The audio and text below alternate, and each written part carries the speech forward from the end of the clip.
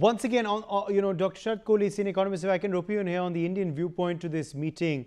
The MEA has, of course, welcomed it, but more importantly, how much was riding on our tariffs and on other aspects for India to this meeting between Putin and Trump? How do you react to the progress made? And is the absence of any clear deal just yet going to also impact those additional tariffs on us? Well, good evening, Uday. Good evening to the panelists and the NewsX viewers. I see two viewpoints emerging here. One viewpoint, of course, is that since President Trump has spoken to President Putin, so he will give respect to the fact that we are under a dialogue, although nothing came out of it, but at least we are under a dialogue. So any action taken against a country which is buying oil, I think will probably go against the dialogue. That's one viewpoint.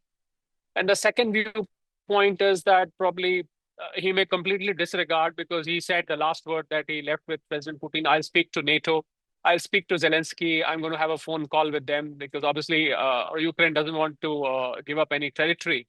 So that may not be acceptable to Russia. But then at least till the time the dialogue is on, Uday, I have a strong feeling that he may like to hold back at least the additional 25% tariffs which he's put on India because of our buying Russian oil. So that is what I feel. But as far as the mathematics goes, I think 50% tariffs, if they really come into on the ground from 27th of August, that would basically mean no export to America to that extent, at least out of the $86 billion that we do.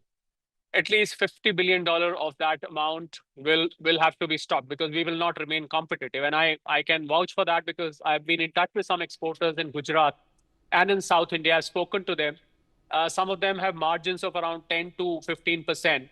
And so do the importers in America. So even if both sacrifice their margin and trade at low profit, no loss, even then, it will be a loss-making proposition. The consumers in America will not be accepting at the price where the American importers will be getting from Bangladesh, Vietnam, and some of the other places for that matter. In fact, China even for that matter, because China's tariffs have been postponed by 3 months. So therefore, considering that this is going to be a catch-22 situation from 27th August, I have a feeling, and also knowing President Trump, that he's known for flip-flops. He's known to take back and make U-turns and give second thoughts, third thoughts, and go back on his decisions.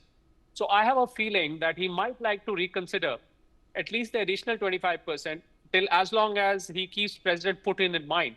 Because after all, they are about Russian oil. And he's been shown the mirror as well, that we should not forget that America has been shown the mirror by India as well, that America itself was importing about $3 billion worth of goods from Russia.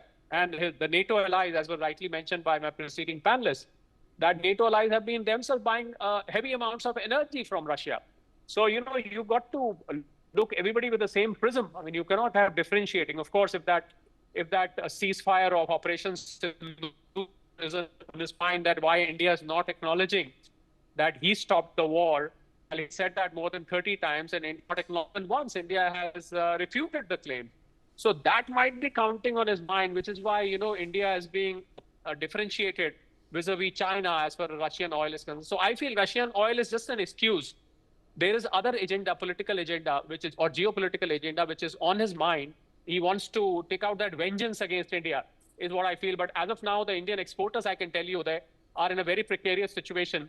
I know for sure there are thousands of crores of stock lying in their inventory, which the importers are either quickly importing before the 50% comes into effect, where 25% has already taken the effect. So they are busy exporting, and then there's a lot in the pipeline as well. Thousands and thousands of workers in these factories. Yes.